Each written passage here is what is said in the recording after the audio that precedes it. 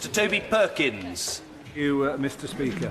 I think today is a very significant day in terms of Britain as an equal nation. I think this is very much a day about equality, but it's also about one of those fundamental principles that I think each of the political parties represented in this House would recognise, and that is the sense that we basically live and let live. We let people get on with their own lives, and we give people who are gay the same basic rights that the rest of us enjoy.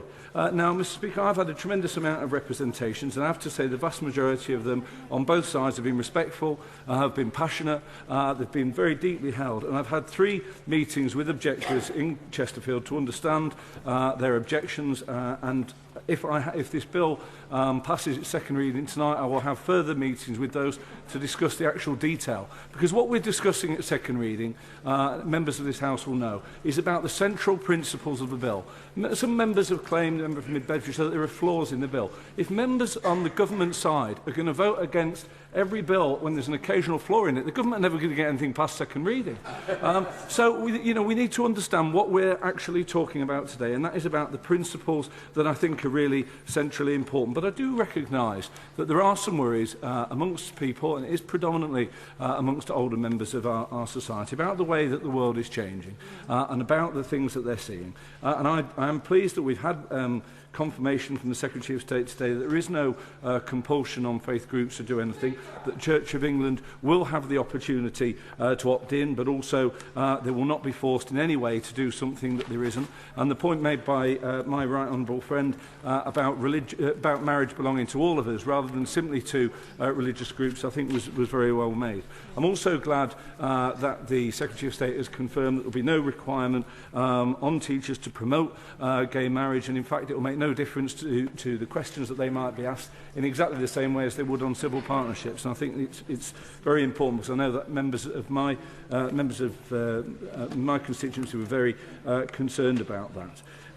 So I see as a Christian myself, Christianity as a tremendously generous religion. And as a Christian, I feel, as I said previously, that Jesus Christ absolutely led the way in terms of promoting equalities. And there's any number of stories in the Bible that make it absolutely clear that Jesus was there sticking up for groups that have been oppressed over the years. And I think I feel entirely comfortable as a Christian voting for this. But as someone who got married in the famous Crooked Spire in Chesterfield, I don't feel my marriage is in any way besmirched or undermined by the fact that gay people in the future might also be able to say that they are married.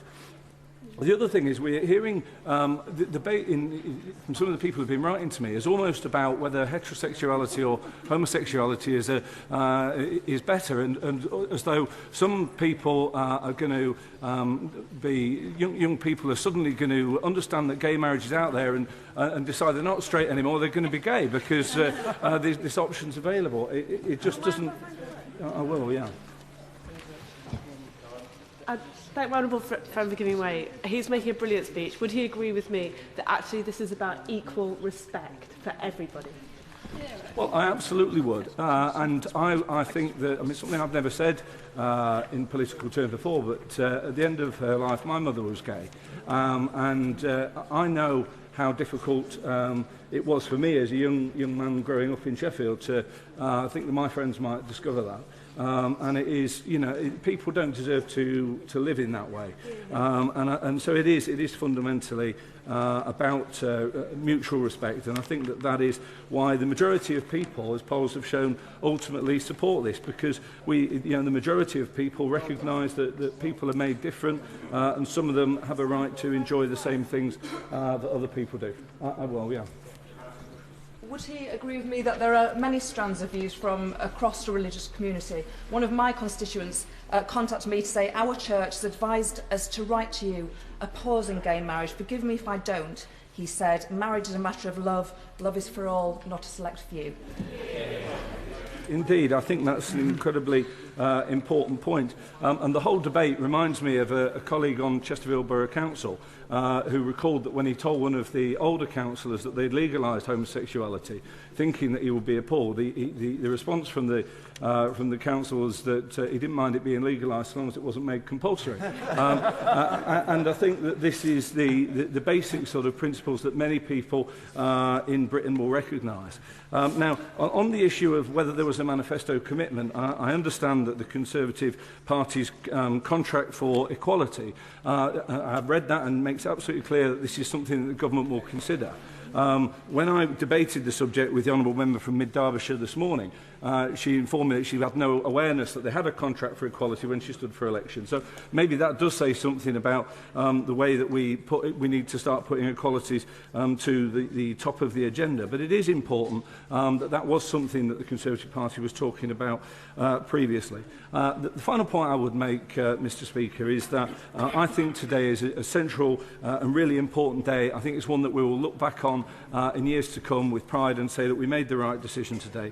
There is still going to be time to discuss some of the detail. There is going to be opportunity to scrutinise this legislation. There is going to be opportunities for people to make further representation. But what today is about is saying that we recognise that there is a place for gay people in our society, that they do have the right to enjoy that relationship, the respect for that relationship that the rest of us enjoy.